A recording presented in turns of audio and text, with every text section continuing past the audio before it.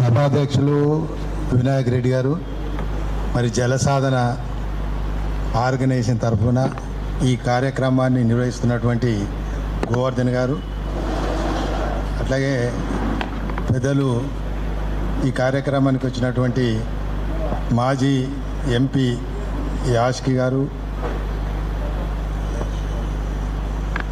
ప్రతాప్ గారు, విఠలరావు గారు, సాంబశివరావు గారు, మా మిత్రులందరికీ మరి నాకు చివరగా ఇచ్చిండు. నేనైతే అందరికంటే ముందే వచ్చిన.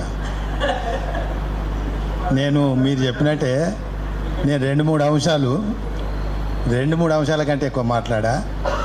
అయితే ఈ మేడిగడ్డ లేదా కాళేశ్వరం ప్రాజెక్టు ఈ రాష్ట్రంలో దేశంలో ఎన్ని ప్రాజెక్టులు వచ్చినాయో వాటి మీద అంత చర్చ జరిగిందో లేదో తెలియదు మనందరికీ. కానీ దీనిపైన కాళేశ్వరం పైన, మేడిగడ్డ, సుందీర్ల వీటిపైన సుదీర్ఘమైన చర్చ ప్రజాక్షేత్రంలో ప్రజా సంఘాలు, రాజకీయ పార్టీలు, మేధావర్గాలు, కోదండరాం లాంటి వాళ్ళు అనేక సభలలో మరి ఈ అంశాన్ని చర్చకు తెచ్చినారు, చైతన్యవంతం చేసినారు. ఇక్కడ ఒక అంశం ఏమంటే తుమ్మిడిహెట్టి సముద్ర తీరానికి 148 మీటర్ల ఎత్తు దగ్గర ఉంది. అట్లాగే ఎల్లంపల్లి కూడా 148 మంచిర్యాల దగ్గర.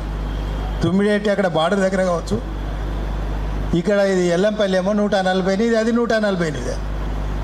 అయితే రెండు ఒకే లెవెల్లో ఉన్నాయి కాబట్టి ఇంతసేపు మనకు మాట్లాడినటువంటి శాస్త్రి గారు లేదా విఠలరావు లాంటి వాళ్ళు ఏదో వాటర్ హెడ్ అంటారు దాన్ని, ఆ ప్రెషర్ బిల్డప్ చేసేందుకని ఓ లిఫ్ట్ పెట్టాలని మన యాసిక గారు కూడా అప్పుడు వాళ్ళ ప్రభుత్వం చెప్పింది. ఏమనుకున్నారంటే ఒక లిఫ్ట్ పెడతాం, ఇక్కడ నుంచి నీళ్ళు డైరెక్ట్గా తీసుకుపోయి ఎల్లంపల్లి వేస్తాం. మంచిగా ఉంది, బ్రహ్మాండమైన ప్రాజెక్టు. అయితే బ్యారేజీ కట్టో ప్రాజెక్టు కట్టిన తర్వాత కాలువ తవ్వాలి. ఆలనాటి ప్రభుత్వం ఏం చేసింది, బ్యారేజ్ లేదు, డ్యామ్ లేదు, కాలువ మాత్రం కట్టి కాలువ తవ్వింది. దాదాపు 80,000 కోట్ల రూపాయల 20,000 కోట్లు, 1,500 కోట్ల రూపాయలతో 70 కిలోమీటర్ల కాలువ తుమ్మిడిహెట్టి నుండి ఎల్లంపల్లి వరకు తవ్విడిచిపెట్టిరు, మైలారం వరకు. మరి ఎందుకు తవ్విరు? ఏమైంది ఆ ప్రాజెక్టు? కేసీఆర్కు అవకాశం ఇచ్చింది ఎవరు? కాంగ్రెస్ పార్టీ ప్రభుత్వమే. మీరే అదే రోజు డ్యామో బ్యారేజో ఆనకట్ట కట్టే ప్రయత్నం చేసి పని మొదలు పెడితే తదనంతరం వచ్చిన చంద్రశేఖరరావుకు అవకాశం ఇచ్చేది కాదు, అవకాశం ఉండేది. మరి చంద్రశేఖరరావుకు అవకాశం దొరికింది, ఆడ బ్యారేజ్ రాలే, డ్యామ్ రాలే. ఆయన తెలంగాణ సమాజానికి కాళేశ్వరం పిక్చరు చూపెట్టింది ఒకటి, కానీ అసలు హిడెన్ ఏజెండా, కనిపించని ఏజెండా ఆయన పార్టీ ముఖ్యమంత్రిగా, ఆయన మంత్రివర్గ సభ్యులా లేకుంటే ఆయన కుటుంబ సభ్యులా, వాళ్లకు ముందే తెలుసు దాన్ని ఎందుకు మార్చాలి, దానిలో ఏం జరుగుతుంది. మరి వాళ్ళకున్న ప్రోగ్రాము వాళ్ళకు ఉండే దానికి అనుకూలంగా ఇక్కడ మార్చిండ్రు. ఆ 3 ఎత్తిపోతల పథకం ఎక్కడ 100 సముద్ర మట్టం నుండి 100 మీటర్ల ఎత్తు, తుమ్మిడిహెట్టి 148, ఎల్లంపల్లి 148. మీరు కాళేశ్వరం మేడిగడ్డ ఎక్కడ కట్టినారు? 100 మీటర్లు సముద్రం పెట్టండి. అంటే 148 నుంచి 100కు తీసుకెళ్ళి మళ్ళీ ఎత్తిపోతల ద్వారా ఎల్లంపల్లిలో మళ్ళీ 148కి ఎత్తిపోసి నీళ్లను మరి కాళేశ్వరం ద్వారా గజ్వెల, ఇక్కడ చేవెళ్ళనా ఇంకెక్కడెక్కడో పంపిస్తానని ఆ ప్రాజెక్టులో టీఆర్ఎస్ పార్టీ యొక్క వాళ్ళ ప్రాజెక్టు వాళ్ళకు ఉంది, వాళ్ళ ఆంతర్యం మన పసిగట్లే చేసిండ్రు. ఇప్పుడు ఈ ప్రాజెక్టు నిజంగా బాగుందా? శాస్త్రీయ పద్ధతిలో కట్టిండ్రా? నిలవగలుగుతుందా? ఏడాది 2 నెలలనే పిల్లలు ఊలిపోయినాయి లేదా తూములు పోయినాయి. ఇంతసేపు మన గంగాధర శాస్త్రి గారు చాలా వివరంగా చెప్పాడు అది ఎట్లా కట్టిండ్రు. ఆయన సందర్శించకుండానే జరిగిన లోపాలను హైదరాబాద్లో కూర్చొని ప్రభుత్వానికో ప్రభుత్వ అధికారులకు మనలాంటి వాళ్ళకు చెప్పగలిగారు. మన ఈ రిటైర్డ్ సిఈ లాంటి వాళ్ళందరూ కలిసి. అయితే ఇప్పుడు ఎన్డిఎస్ఏ ఇది నేషనల్గా ఉన్నటువంటి మన భారతదేశ స్థాయిలో ఉన్నటువంటి ఓ సంస్థ నిర్ధారించింది, రిపోర్ట్ ఇచ్చింది.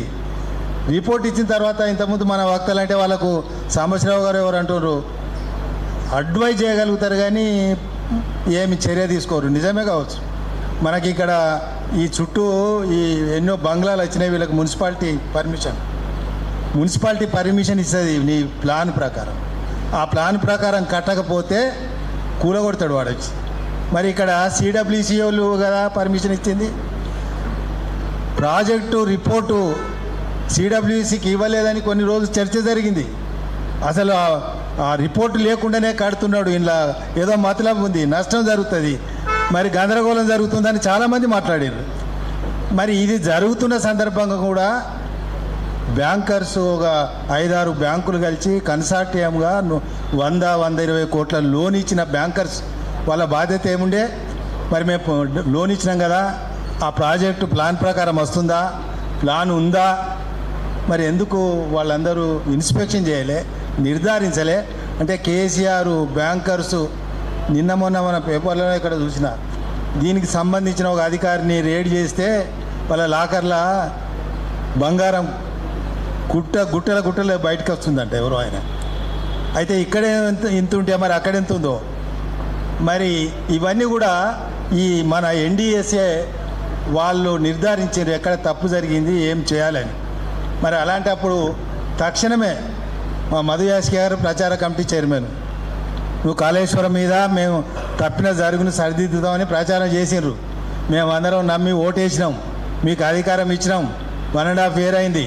ఇప్పటికి కూడా మీకు వాస్తవాలు మీ టేబుల్ మీద ఉన్నాయి, మీ సెక్రటేరియట్లో మీ మంత్రి వద్ద ఉంది, ముఖ్యమంత్రి కార్యాలయంలో రిపోర్ట్లు ఉన్నవి. నిన్న మొన్న ఎన్డిఎస్ఏ వాళ్ళు ఇచ్చిన రిపోర్ట్ ఉంది. ఇంకా ఏం కావాలి మీకు? మేము ఇక్కడ తీర్మానాలు చేసి పంపిస్తే నిర్ణయం తీసుకుంటారా? మీకు మీ దగ్గర లేదా? మీకు ఉందా? మీకు ఇంటెన్షన్ లేదా?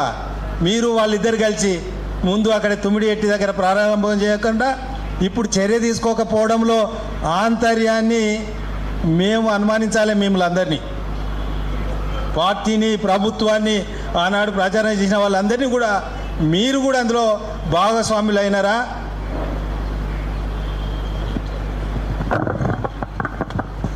మరి మీకు కూడా వాటా ఉందని తెలంగాణ సమాజం అనుమానించే అవకాశం ఉంది. కాబట్టి ఒకవేళ నిజాయితీ ఉంటే, సీరియస్నెస్ ఉంటే తక్షణమే మరి ప్రభుత్వం చర్య చేపట్టాలని ఈ సందర్భంగా నేను మీ అందరికీ మనవి చేస్తూ అది నువ్వు ఓట్లు వేయించినావు, ప్రచారం చేసినావు, అధికారంలోకి తెచ్చినావు, వాటా లేకపోతే ఎట్లా ఉన్నది? అట్లాగే ఈ సందర్భంగా ఒకటి గమనించాలి. మనం ఈ మధ్య పాకిస్తాన్కు భారతదేశానికి యుద్ధం జరిగిన సందర్భంగా మరి దేశవ్యాప్తంగా ఉన్నటువంటి మన ఆర్మీ దళాలను, రక్షణ దళాలను వాళ్ళందరినీ కూడా మనం అప్రిషియేట్ చేస్తున్నాం.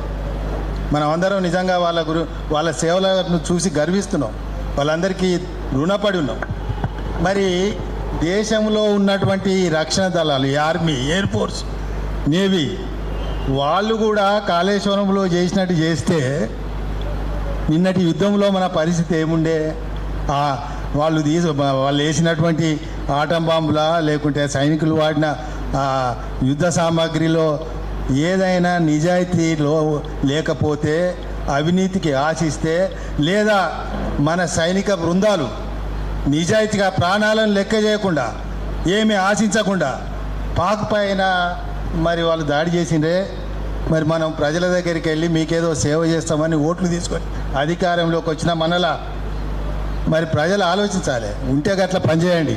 రాజకీయ పార్టీల నాయకులు, ఏ పార్టీ అయినా నిజాయితీగా, నిబద్ధతతో ప్రజల కొరకు పనిచేయగలిగిన పార్టీలను మరి మీలాంటి సంఘాల వాళ్ళందరూ మరి ఎప్పటికప్పుడు పసిగట్టాలి, ప్రజాక్షేత్రానికి తీసుకురావాలి, ఎండగట్టాల్సిన బాధ్యత మన అందరి పైన ఉందని ఈ సందర్భంగా మనం చేస్తూ మరి